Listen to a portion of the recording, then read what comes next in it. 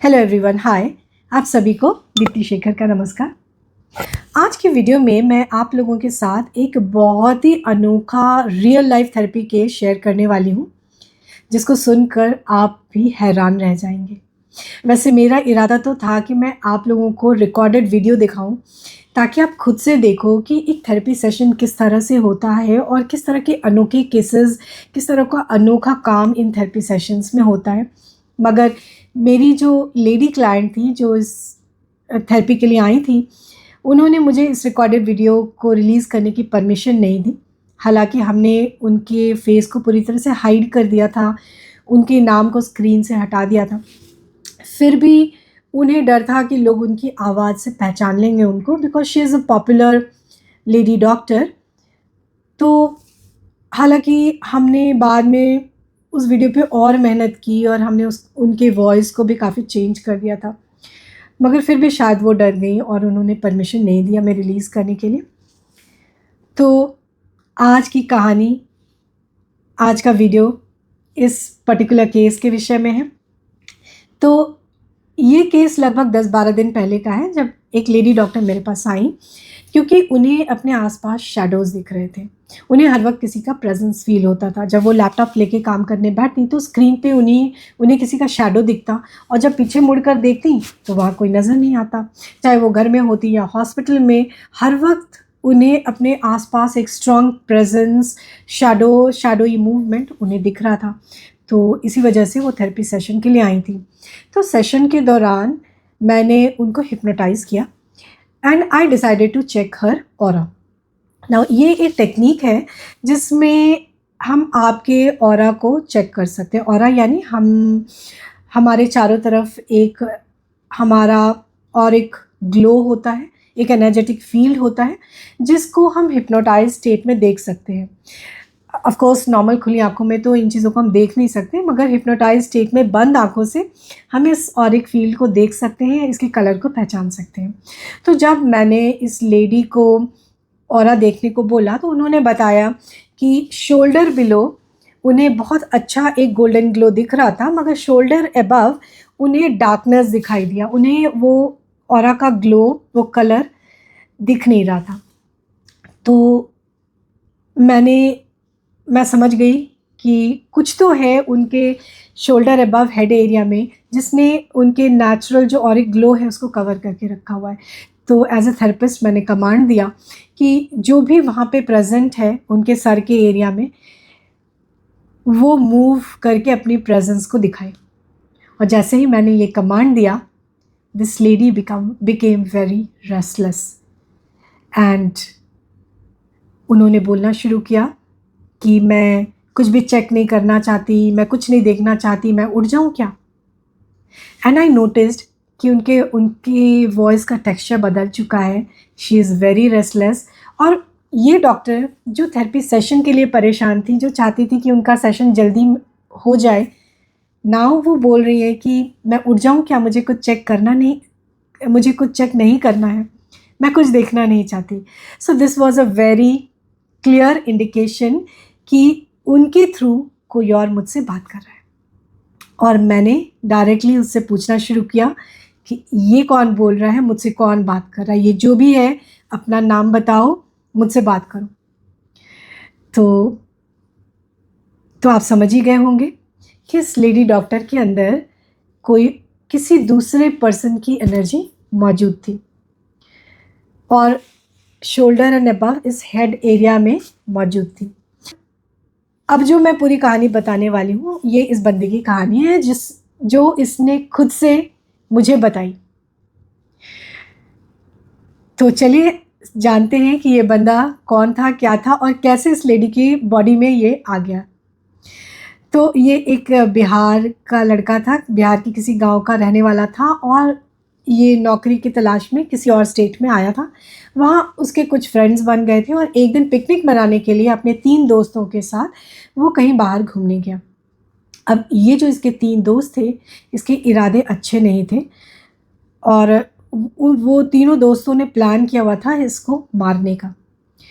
तो पिकनिक के दौरान उसमें उन 3 बंदों में से एक ने इसके लिए ड्रिंक बनाया, और उस ड्रिंक में उसने कुछ पाउडर मिला दिया, मिलाकर ये जो बिहारी लड़का है इसको दिया पीने के लिए संजय को, और संजय ने उस ड्रिंक को पिया और उसके सर में चक्कर आया और वो गिर पड़ा और उसकी हालत ख़राब, मरने जैसी हो गई।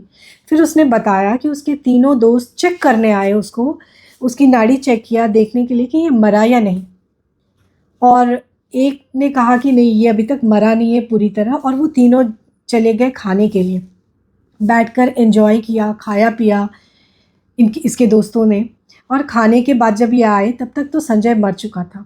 फिर इन तीनों लड़कों ने संजय को गाड़ी में बैठाया और दो दोस्त इसके दोनों तरफ बैठे इसको पकड़ के, और ड्राइव कर कर गाड़ी को किसी दूर ऐसी एरिया में, सुनसान एरिया में लेकर गए जहाँ कंस्ट्रक्शन वर्क चल रहा था, और इसकी बॉडी को एक बिल्डिंग के नीचे जहाँ पे सीढ़ियाँ बनी हुई थी उसके नीचे डंप कर दिया, उन सीढ़ियों के पास। और संजय ने एक्चुअली बहुत डिटेल्स में बताया कि वहाँ पे सीढ़ियाँ थी, सीढ़ियों के पास एक बड़ा सा ड्रम था, ड्रम के पास सीमेंट की बोरियाँ पड़ी थी, और उन बोरियों के पीछे मेरी बॉडी को उन सीढ़ियों के नीचे डंप करके मुझे वहाँ छोड़कर मेरे तीनों दोस्त गाड़ी में निकल गए, और मैं वहाँ पड़ा रहा।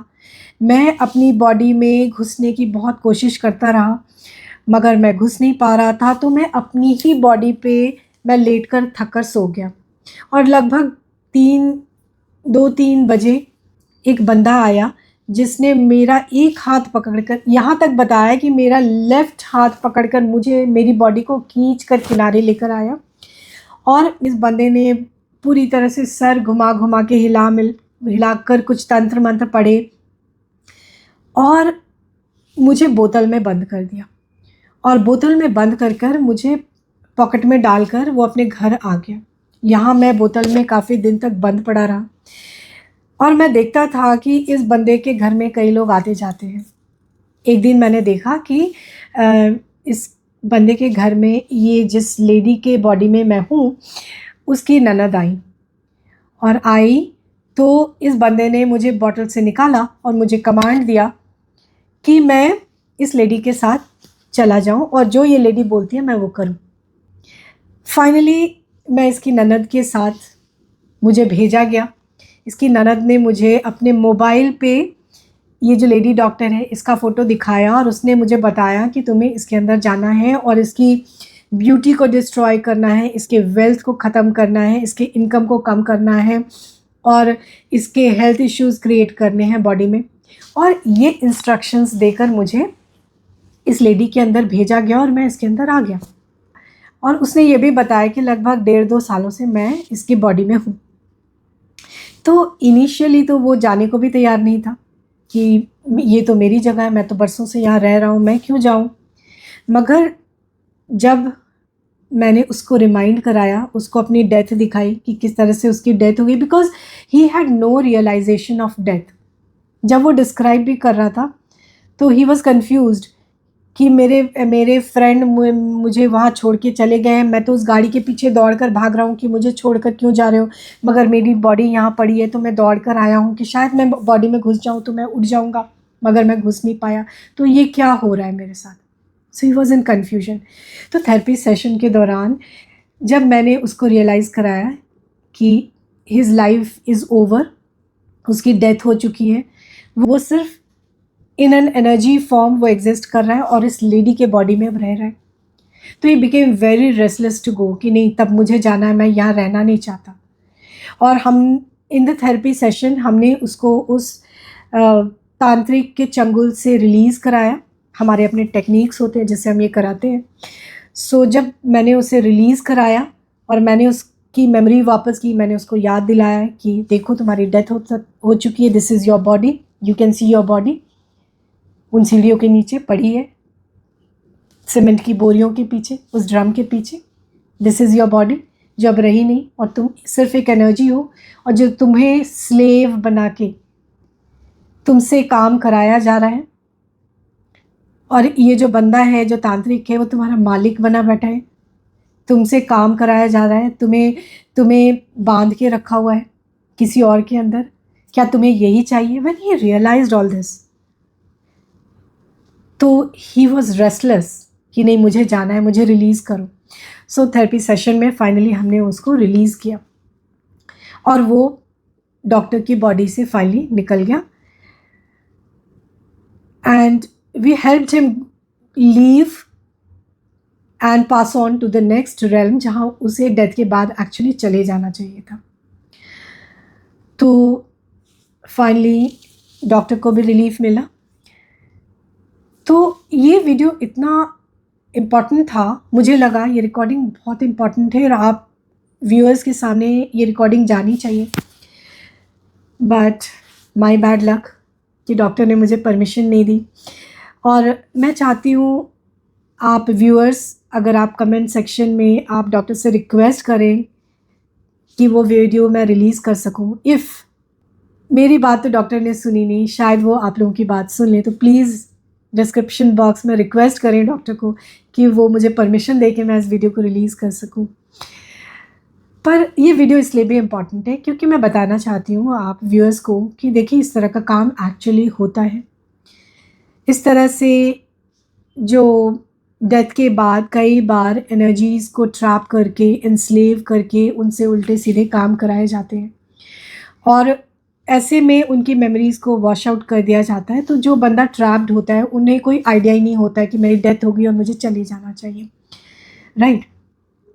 तो थेरेपी सेशंस के दौरान हम इस तरह के ट्रैप्ड एनर्जीज़ को, जिनको मैं लॉस्ट सोल्स बोलती हूँ, उनको रिलीज़ करने का मैं काम करती हूँ। और रिलीज़ 2 बंदे होते हैं, जो ट्रैप्ड होता है वो, प्लस जिसके अंदर वो ट्रैप्ड होता है वो पर्सन भी रिलीज़ होता है, उसको भी फ्रीडम मिलता है इस तरह की नेगेटिव एनर्जीज से, राइट। तो इस तरह के तांत्रिक गतिविधियाँ एक्चुअली होती हैं, लोगों की एनर्जी के साथ खिलवाड़ होता है। एज अ थेरेपिस्ट मैं आप सभी लोगों से सिर्फ इतना बोलना चाहती हूँ कि देखिए ब्लैक मैजिक, जादू टोना, स्पेल वर्क, ये चीज़ें बहुत रियल है, एक्चुअली होती है दुनिया पे। और मेरे पास कई इस तरह के केसेस आते हैं, 1000 केसेस में लगभग 100 केसेस कुछ इस तरह के ही आते हैं। और लोग जेलसी और गुस्से की वजह से इस तरह के काम करते हैं, मगर मेरी एडवाइस इतनी है कि please do not involve yourself in such activities, क्योंकि ये बहुत ही डार्क कर्मा जनरेट करते हैं आपके लिए। हो सकता है इन गतिविधियों से, ब्लैक मैजिक से, स्पेल वर्क से आज आपके विशेस पूरे हो जाएं, मगर आप बहुत सारा डार्क कर्मा क्रिएट कर लोगे and in future you will have to pay for it and you will have to suffer. So do not involve yourself in such dark activities, okay. और आप में से जिन लोगों को डर है कि शायद कुछ इस तरह के नेगेटिव चीज़ों का इम्पैक्ट आपके ऊपर है, तो आप एक थेरेपी सेशन बुक करके खुद को चेक करवा सकते हो, right. So that is all for now. Thank you so much for watching. Take good care of yourselves. Bye bye. Namaskar.